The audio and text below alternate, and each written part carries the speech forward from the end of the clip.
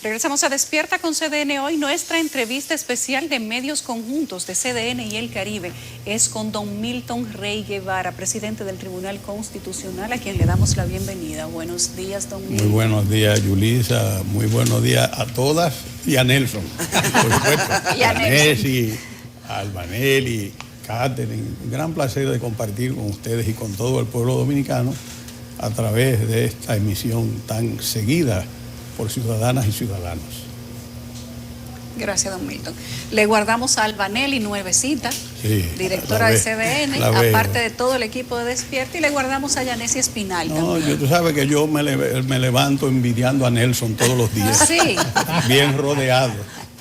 Y para nosotros además es un gran compromiso saber que usted está en sintonía, al igual que destacadas personalidades del país que además nos retroalimentan con sus comentarios. Nosotros no podemos publicar las cosas que nos envían, porque bueno, nos reservamos ese principio, pero le agradecemos que estén allí toda la mañana. Tener a don Milton Despierta todos los días. Magistrado, recién acaba de cumplir 10 años el Tribunal Constitucional. Usted se despachó con una regia pieza oratoria que me llamó la atención algo. Usted decía que esa Constitución marca un antes y un después en la historia constitucional del país. Y dije, pues se la jugó el hombre. Eso responde a la verdad, porque es el instrumento constitucional más completo y más garantista que ha tenido toda la República en su historia.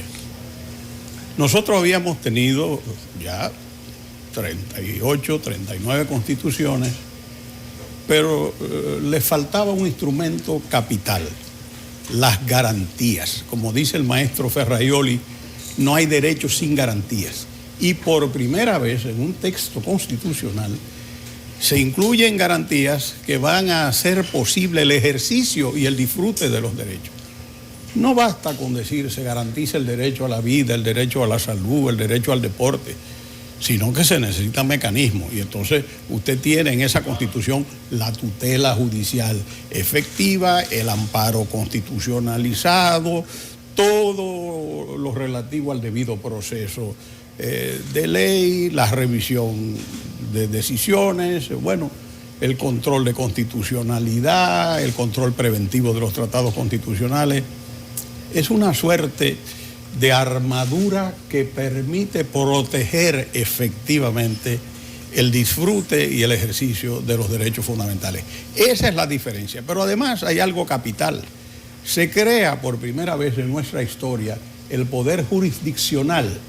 Solo existía en la República Dominicana el poder judicial.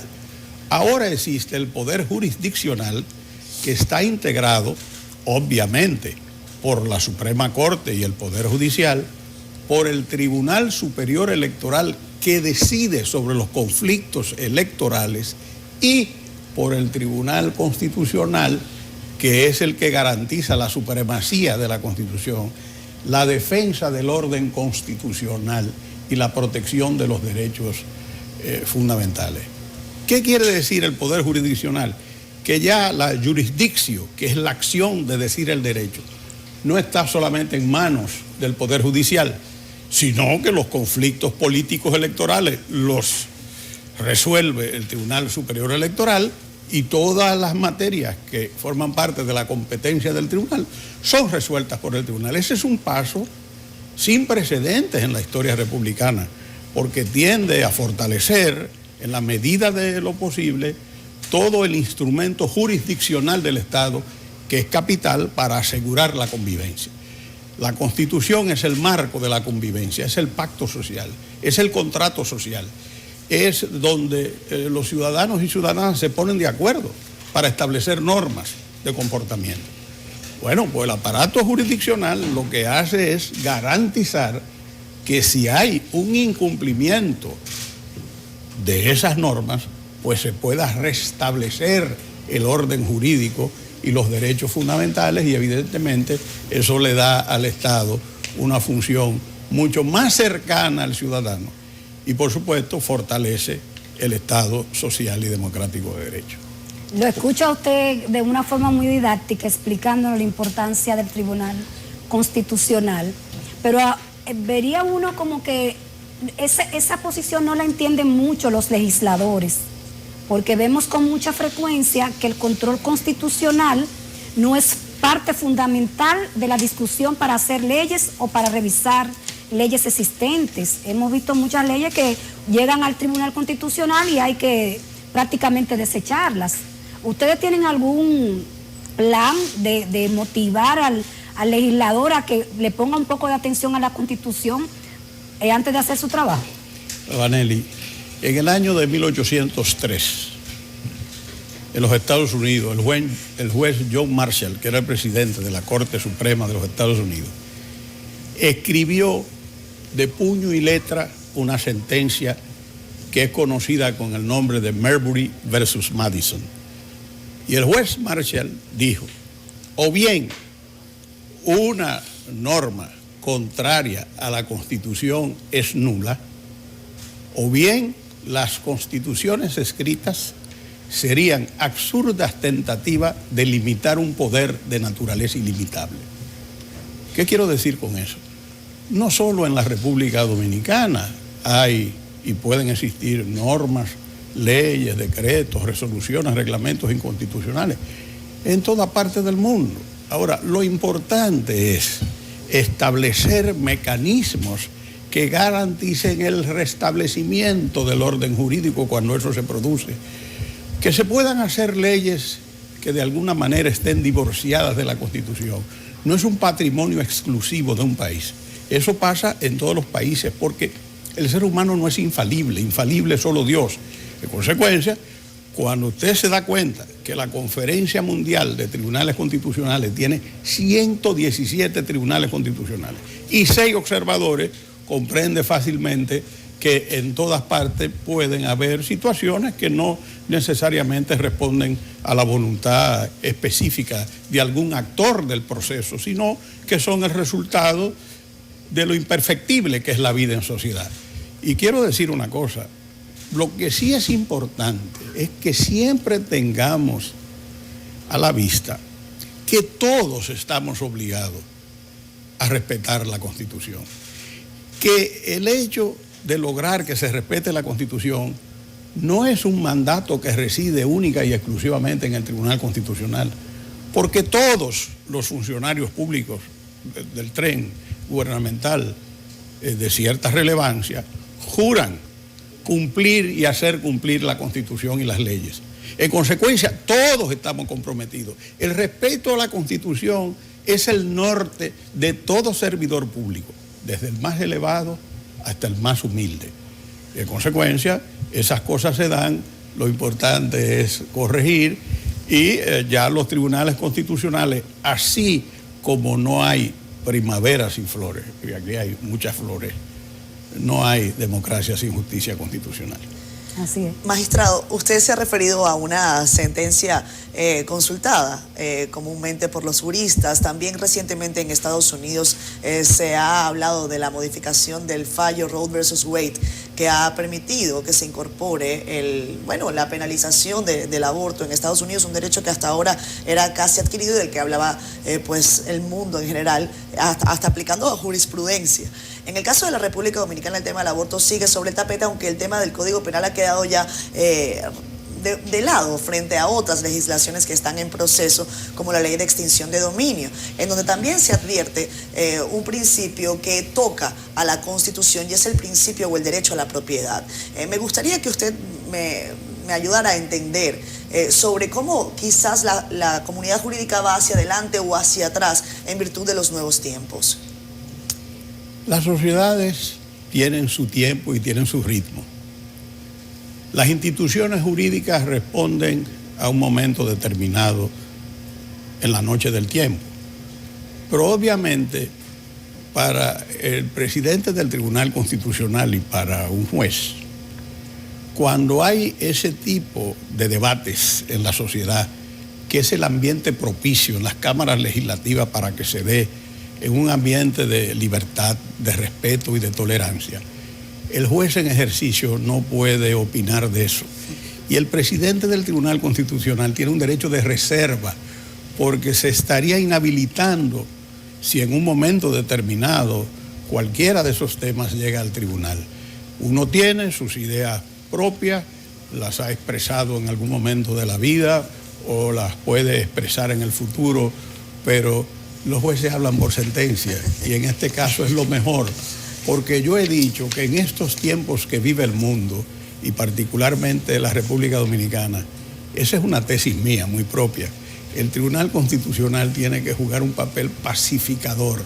El Tribunal Constitucional tiene que aplicar la Constitución precisamente como la Biblia institucional del país. Yo recientemente leía un libro que se llama El Rey en la Adversidad y que trata de Felipe VI, del rey de España.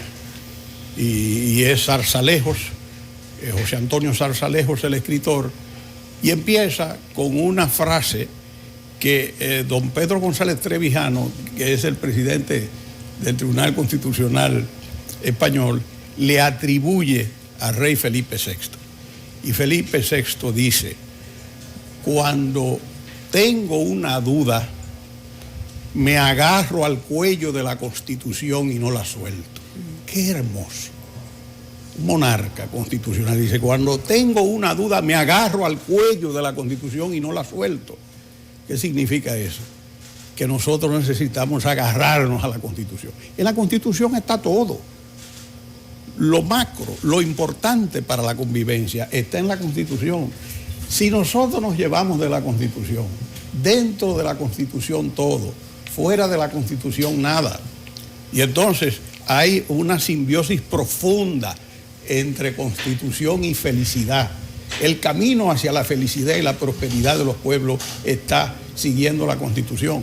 Por eso los norteamericanos en la Declaración de Independencia dijeron: los seres humanos tienen 3 derechos fundamentales: la vida, la libertad y la búsqueda de la felicidad. ¿Cómo tú buscas la felicidad?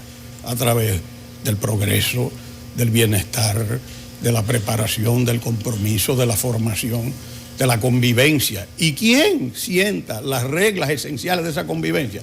La Biblia institucional del país, que es la Constitución. La palabra de Dios es la Biblia, la palabra del pueblo es la Constitución. ¿Por qué no podemos respetarla como un instrumento que nos conduce hacia la felicidad? Porque la Constitución es un instrumento de lucha contra la pobreza. A veces la gente no se da cuenta que nuestra Constitución tiene un componente que es la Constitución económica, donde habla de un régimen de propiedad, que es la economía social de mercado prácticamente. Y eso supera los límites del individualismo, del bienestar individual, y transita hacia el bienestar colectivo, hacia la prosperidad compartida, hacia la exclusión social, hacia la conjunción de una serie de ideales, de principios y de normativas que producen bienestar y progreso. Don Milton, hay planteado, aunque ahora está, vamos a decir, en pausa, en receso, un proyecto de reforma a la Constitución que tocaría unos 40 artículos, viéndolo de manera global. Aunque esté como dormido, vamos a decir, la verdad es que se ha planteado. Entre los puntos que se ha discutido y que el Poder Ejecutivo presentó ante el Consejo Económico y Social es modificar un artículo relativo a la mayoría que necesitaría el Tribunal Constitucional para aprobar la sentencia, la mayoría de nuevos miembros para algunos casos, no son todos tampoco. Quisiera hacerle como 2 preguntas. Lo que usted opina sobre ese planteamiento, porque nadie podría manejar mejor esa realidad que usted. Y lo segundo es la efectividad que ha tenido el Tribunal Constitucional aprobando los casos con esta mayoría de 9 miembros. Si ha sido tan difícil que requeriría un debate para variar esa calidad. Mi queridísima Yanesi, separemos las cosas. En primer lugar, yo no tengo ningún elemento que me permita hablar de una reforma constitucional. No he recibido oficialmente nada sobre eso. En consecuencia, no veo que eso está en la agenda dominicana en estos momentos. Esa es mi opinión. De todas maneras, cada vez que se presenta algo sobre ese tema, tampoco nosotros emitimos ninguna opinión, porque esas cosas llegan indefectiblemente al Tribunal Constitucional. Y para la sanidad de espíritu de sus componentes y para tranquilidad y sosiego de quienes debemos asumir responsabilidades. Yo eso no lo conozco, no tengo elementos claros sobre eso. Ahora, sobre el tema de la mayoría del tribunal, de eso sí he hablado yo, pero no ahora, en el 2013, en el 2012, en el 2015, en el 2017. Ese es un tema que lo hemos desarrollado porque ha sido virtuoso para el tribunal. Ha sido virtuoso porque he señalado, y ahí a cada rato en nuestras plataformas salen fragmentos de discursos donde yo explico eso. Eso no fue al azar que se escogió, eso fue pensado, porque el modelo que nosotros necesitamos es un modelo donde se respete la democracia interna, donde se fortalezca el consenso y donde se le dé una mayor legitimidad a las decisiones. Si nosotros tomamos los procesos que llegan al tribunal, muchos de ellos van siguiendo instancias importantes, probablemente desde un juzgado de paz, cuando es revisión de decisión jurisdiccional, a un juez de primera instancia, a una corte de apelación, a la Suprema Corte de Justicia. Es decir, ha habido un tiempo. Hay otras como el amparo, la revisión de amparo va directamente del juez de amparo al tribunal, la acción directa va directamente. Bueno, pero lo que quiero decir es que la justicia que el constituyente quiso instaurar, la justicia constitucional, fue una justicia de calidad, no de cantidad, por la dimensión de la tarea que tiene el tribunal. Yo, cuando me eligieron presidente del Tribunal Constitucional, juez y presidente, lo primero que yo hice fue ir al otro día a Samaná e irme a la iglesia, a la parroquia de Santa Bárbara, a pedirle al Señor que me diera las fuerzas necesarias, las fuerzas espirituales para acometer una tarea en la cual me estaban entregando la Constitución y la ley orgánica, únicamente. Y cuando yo veía que el objetivo, la misión del tribunal era garantizar la supremacía de la Constitución, la defensa del orden constitucional y la protección de los derechos fundamentales, yo decía, Señor, ¿cómo yo puedo llevar sobre mis hombros esa responsabilidad si no es con tu ayuda? Entonces, cuando uno ve los resultados del tribunal sobre la base de un instrumento como esa votación, que es la clave de la democracia interna en el tribunal, porque 5 jueces frente a un grupo de 8, 5 jueces pueden decir, no, nosotros queremos un debate más a fondo, más profundo, donde se haga una investigación más exhaustiva, donde se ponderen mejor los argumentos. Y eso significa que nadie va a apabullar a nadie. Pero además, cuando tú logras 9 de 4, eso le da una legitimidad y un consenso extraordinario. Evita en gran medida la corruptela, evita los medios de presión. No es lo mismo que 3 jueces decidan sobre un proceso de expropiación, 3 de 5, que 9 de 13, independientemente de las cualidades personales que pueda tener el magistrado. Entonces, eso ha sido vital. Nosotros somos uno de los tribunales más exitosos del mundo. Yo no me voy a atrever a decir lo que dice el profesor Palomino, que el más pujante, que el más exitoso es el dominicano, pero lo somos. Nosotros tenemos unos porcentajes de cumplimiento de metas y si tú me permites, Yanesi, voy a acudir a esto porque yo creo que las cifras son más elocuentes que cualquier palabra que yo pueda o juicio que pueda emitir. Cuando uno ve el coeficiente de metas logradas, por ejemplo, nosotros hemos tenido unos 6.997 expedientes. Hemos fallado 5.869, prácticamente 6.000. Están en la firma las 6.000. Entonces, eso es un rendimiento que va del 81 al 86%. Pero aquí hay datos medibles, cuantificables, porque el tribunal es el único tribunal constitucional del mundo que está certificado en la ISO 9001-2015.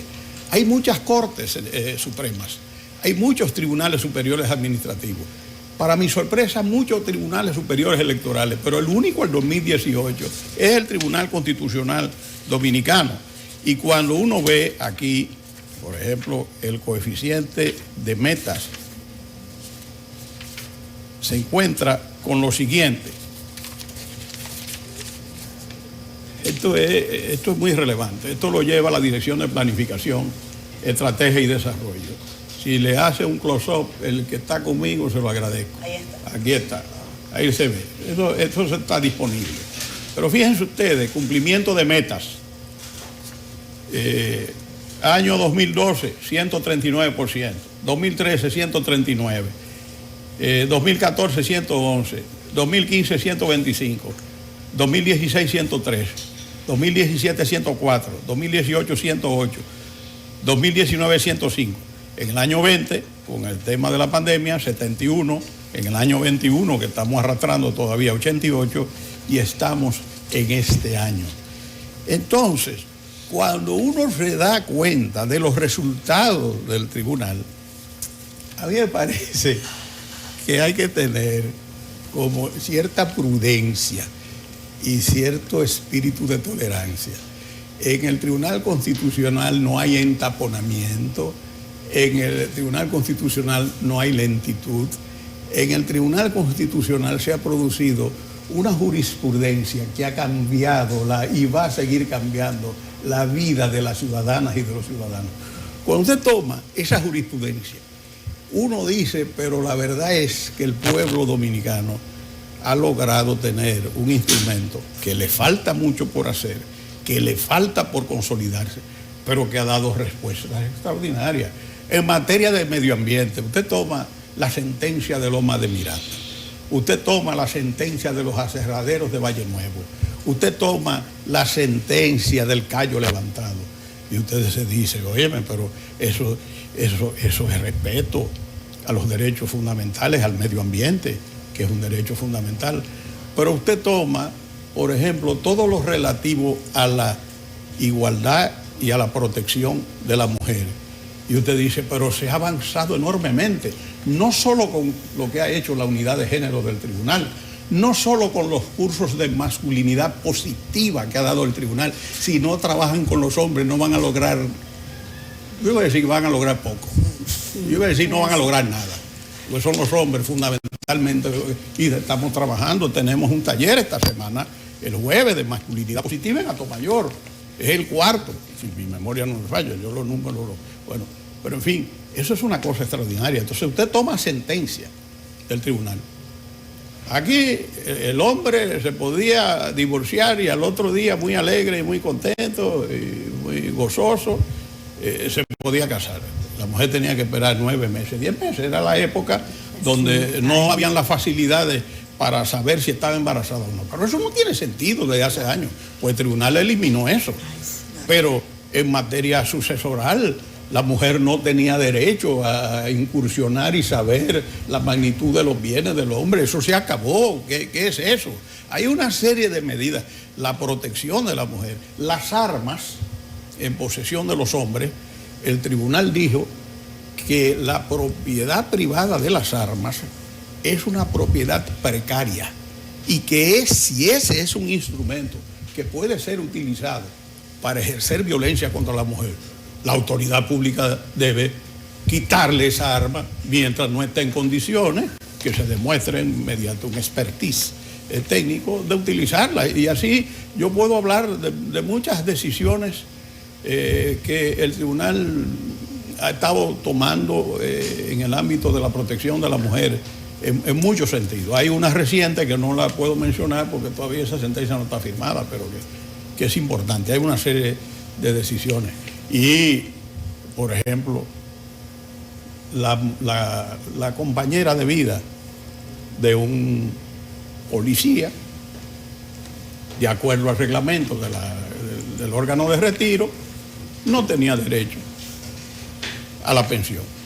Pero la Constitución reconoce la unión de hechos. En el caso Laureana del Villar, el tribunal dijo, y no solamente eso, le dio derecho al viudo, porque los viudos no tenían. Es decir, cuando uno se adentra, ahora estamos publicando un libro, las mejores sentencias en 12 años del tribunal. Eso es una joya. Eso va a permitir que todo el mundo pueda abrevar una muestra exquisita de lo que ha sido la labor jurisdiccional del tribunal en materia de delimitación de lo que es la nacionalidad dominicana. El tribunal lo ha hecho. El tribunal ha defendido la soberanía nacional en otros estamentos, en otras decisiones. Es decir, hay una gama. El derecho a la educación. Ustedes se imaginan lo que significa para un niñito de 6 o 7 años que cuando se acercan los exámenes le digan, usted no puede tomar, tú no puedes ir al examen. ¿Y por qué? Bueno, porque tu papá y tu mamá no han pagado la mensualidad. Digo, ¿qué culpa tiene ese niño? ¿Qué culpa tiene esa niña? ¿Qué impacto emocional negativo le produce? ¿Qué dijo el tribunal? No, espere un momentito. Ese es un derecho fundamental. Usted le da el examen. Ahora nosotros no estamos premiando la mala paga. Usted por las vías de derecho va a reclamar y obviamente, si no paga, ¿cómo lo vas a inscribir el año que viene? Pero ese niño no tiene la culpa. Hemos protegido el derecho a la educación, hemos protegido el derecho al trabajo, hemos protegido el derecho de los parceleros de la reforma agraria, que venía alguien de un instituto, de un instituto, y cogía una parcela que ya estaba asignada y le daba una parte de esa parcela a otro parcelero que no estaba ahí. El tribunal dijo, no, usted lo restablece en todos sus derechos. Es decir, le estoy poniendo algunos ejemplos porque ya la gente se da cuenta de que el tribunal es otra cosa. Y ya la gente empieza a decir, cuando lo quieren maltratar o cuando se siente maltratado, empiezan a decir, nos vemos en el Constitucional, porque sabe que ahí no hay favores ni que eso, no. Ahí hay que buscar 9 votos. Óyeme bien, mi querida Yanés, eso es capital para mantener el blindaje del Tribunal Constitucional y hacerlo un agente efectivo en esta democracia. Si esa mayoría la reducen para favorecer intereses diversos, no se está buscando el bienestar del ciudadano. Esos números no mienten. No se está buscando el fortalecimiento del tribunal. Lo que se estaría buscando es satisfacer intereses particulares que coliden con el bien común y con el interés supremo de la patria. Quizás ese es el espíritu de emitir sentencias que crean jurisprudencia desde el Tribunal Constitucional. Y nosotros queremos que usted nos cuente sobre el contenido de ese libro de las mejores sentencias y cuáles, aparte de la sentencia que tienen que ver con los derechos sociales o con el impacto de las violaciones de derechos sociales que tenía el país, han sido las que a usted le han impactado de manera más personal. ¿Con cuáles de las que se van a publicar en ese libro usted se ha sentido más identificado porque entiende que van a traspasar la historia de la República Dominicana? Pero queremos que usted nos lo responda a eso después de la pausa, solamente unos minutos. Regresamos a Despierta con CDN. El magistrado Milton Rey Guevara, presidente del Tribunal Constitucional, es nuestro invitado el día de hoy. Antes de la pausa, le preguntaba, magistrado, cuáles son de todas esas sentencias que pasarán a la historia como jurisprudencia, cuáles son las que a usted más le han llenado, que usted ha dicho, estamos haciendo un gran aporte al futuro del país, a la democracia o al bienestar colectivo. Hemos mejorado la estructura fundamental del país y usted ha tenido esa conciencia en la medida que ha visto la sentencia. ¿Cuáles han sido? Queridísima Yulisa, no hay que olvidar que este país recibió la inoculación del virus del autoritarismo con el artículo 210 de la Constitución de San Cristóbal del año de 1844. Y para mí particularmente, que he trabajado mucho ese tema en mis cursos de constitucional, las decisiones que el Tribunal Constitucional ha adoptado para garantizar la libertad de expresión y el ejercicio del periodismo son fundamentales. A mí me llenan de una profunda satisfacción.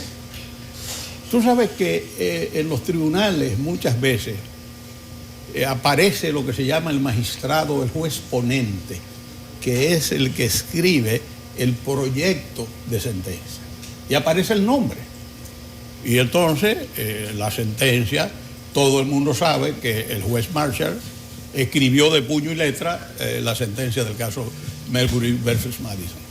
Nosotros discutimos eso al inicio de los trabajos del tribunal y llegamos a la conclusión de que el proyecto era del ponente, que no había que mencionarlo, pero que la sentencia era de todos y era del tribunal. Y por eso yo nunca hago mención de mis sentencias, entre comillas, sino que hablo de las sentencias del tribunal, las que me producen satisfacción.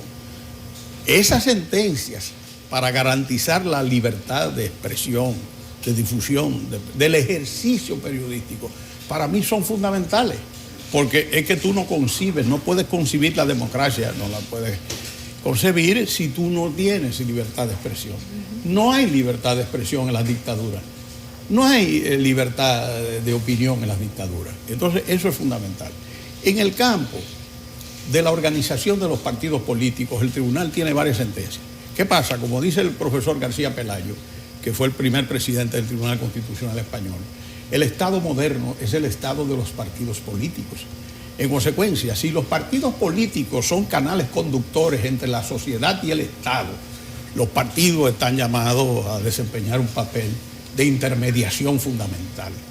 Y nosotros, en la ley de partido, la llamada ley de partido, hemos tenido que hacer un trabajo importante y significativo para restablecer unos criterios que permitan una vida partidaria que respete el activismo de los ciudadanos y que respete los valores de la sociedad. Por ejemplo, hay dos aspectos fundamentales. Hay una sentencia que para mí es importante. En la República Dominicana hay una tradición de centralismo, de autoritarismo del gobierno central. Eso es propio de la historia nuestra, dictaduras, tiranías, gobiernos autoritarios. Y entonces el surgimiento de los organismos autónomos y descentralizados, fortalecidos en la Constitución del 26 de enero, ha creado una oportunidad de mejora para el funcionamiento de los entes administrativos.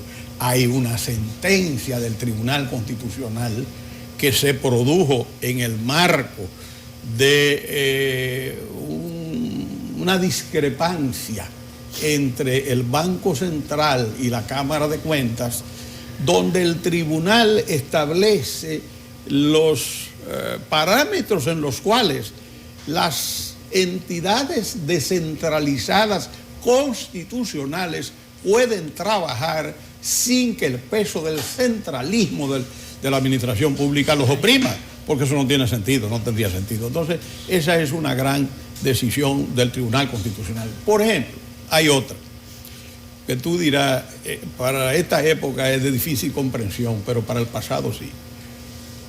A los dominicanos, al dictador Trujillo no le interesaba que los dominicanos se fueran a vivir fuera del país. Él entendía que este era un Edén terrenal y que en consecuencia todo el mundo tenía que quedarse aquí. Cuando se iba, bueno, él entendía que la mayor parte iba a conspirar contra la dictadura, pero se inventaron una ley que los impuestos sucesorales para los dominicanos que vivían en el extranjero eran un 40% más. Pero ven acá, ¿y cómo puede ser eso? Pues ahora el tribunal hace 2 o 3 años, si no son 2 o 3, les digo los números, los años a mí se me van. El tribunal dijo, no, que eso rompe el principio de igualdad. ¿Cómo es que un dominicano que hereda va a pagar 40% de impuestos sucesorales más fuera del país que en el país? Esas son de las cosas que la vida del ciudadano, el tribunal va rompiendo una serie de ataduras que lo que hacen es pues evitar esa felicidad que se busca en la vida, porque nadie viene a ser infeliz a este mundo. Todo el mundo viene sobre el signo de la felicidad.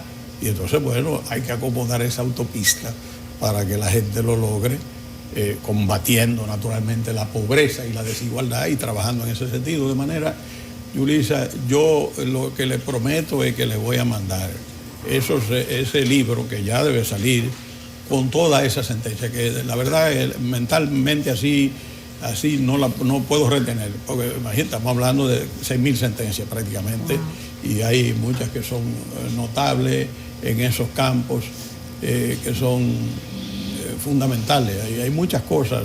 Por ejemplo, nosotros hemos creado 2 derechos fundamentales nuevos. El país desconoce que la enumeración que tiene la Constitución de los derechos fundamentales no es limitativa.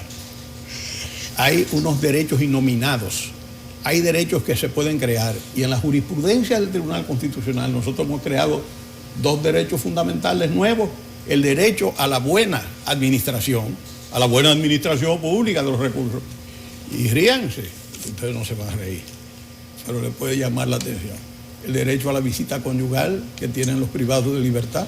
Eso es un derecho fundamental, dijo el Tribunal Constitucional. ¿Cuánta gente sabe eso? Entonces, para decirle que hemos hecho un trabajo, lo estamos enseñando. Nosotros debemos promover los estudios de derecho constitucional de conformidad con el artículo 35 de la ley orgánica. Hacemos talleres, diplomados, cursos, concursos, me gradúo con el TC, murales constitucionales, ensayos constitucionales, olimpiadas del conocimiento constitucional. Ahora vamos a tener litigación constitucional, todas esas cosas. Nosotros lo hacemos precisamente para tratar de cumplir con nuestra misión y que la gente se empodere, porque queda mucho por hacer. Evidentemente, tú no puedes tratar en 10 años que tiene el tribunal de llenar un vacío que se extiende pues más de 170 años. Es una cosa imposible, pero estamos haciendo el esfuerzo, y la idea es dejar un tribunal constitucional institucionalizado para evitar la personalización. Cuando tú certificas procesos, cuando tú tienes una dirección de planificación y desarrollo que la encabeza doña Belén del Toro, que se planifica todo. Nosotros hoy estaremos concluyendo a las 12 del día el taller estratégico que nosotros tenemos para debatir el POAI en el marco del plan trienal 2020-2023. Lo estamos haciendo en un hotel, los ejes estratégicos, la planificación estratégica. Eso lo hace el tribunal. Participan los responsables y los enlaces, participan los magistrados. Ahí no hay improvisación, hay que darle seguimiento. Hay toda una serie de criterios que se utilizan para eso. O sea, entonces nosotros estamos creando una institución modelo, la única que está certificada en el mundo como Tribunal Constitucional. Yo creo que eso debe ser un motivo no de satisfacción, sino de compromiso, para que se sigan haciendo las cosas bien y que para el país aprecie que se pueden hacer las cosas bien cuando un grupo de mujeres, esa no es una labor individual, eso es un trabajo sumamente colectivo. Los servidores del tribunal tienen una entrega, una pasión. Cuando tú los ves trabajando noche hasta la 1, hasta las 2, porque vamos a estar en la Feria del Libro, que es uno de los stands que más se visita, y hasta las 2 andan bregando con eso, y tienen que coger el otro día para Valverde Mao y van, y tienen que coger para el este y van, y lo hacen con alegría, lo hacen con entusiasmo, con sentido de compromiso. Uno dice, la patria tiene recursos, la grandeza fundamentalmente, con el respeto de los hombres. El tribunal ha sido estructurado sobre la base de juventud y mujeres. Por supuesto, en la juventud hay hombres y mujeres, pero esos son las zapatas fundamentales, con unos veteranos que estamos ahí y unas veteranas, y hemos logrado que ese equipo veteranísimos produzca, bueno, yo no sé si veteranísimo, uno siempre le queda por aprender, pero hemos logrado unos resultados que son reconocidos, no dentro solamente, fuera. Nosotros somos miembros del Buró de la Conferencia Mundial de Tribunales Constitucionales. Hemos sido sede de 2 conferencias iberoamericanas.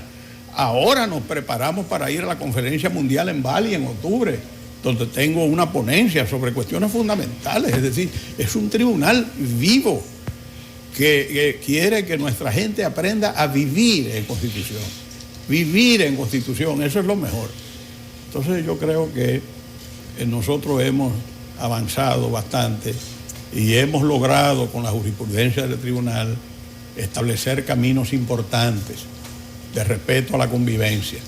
Hay, por ejemplo, una decisión importante, otra decisión importante, que fue la del transitorio. El tribunal dijo que evidentemente la Constitución no puede ser inconstitucional. Entonces eso es un principio que robustece el Estado social y democrático de derecho. Es decir, es una norma que tiene un peso específico, que es el alfa y el omega de todo cuanto se hace en la sociedad. Magistrado, para nosotros ha sido un placer tenerlo aquí. Esta es solamente una parte de la entrevista. Les contamos que toda la otra parte ustedes la encuentran desplegada en la portada y en el interior del periódico El Caribe. Para nosotros ha sido un placer, gracias. Usted sabe que siempre somos felices de recibirlo. Gracias a ustedes, gracias. La sigo con mucho cariño y con mucho placer. Gracias.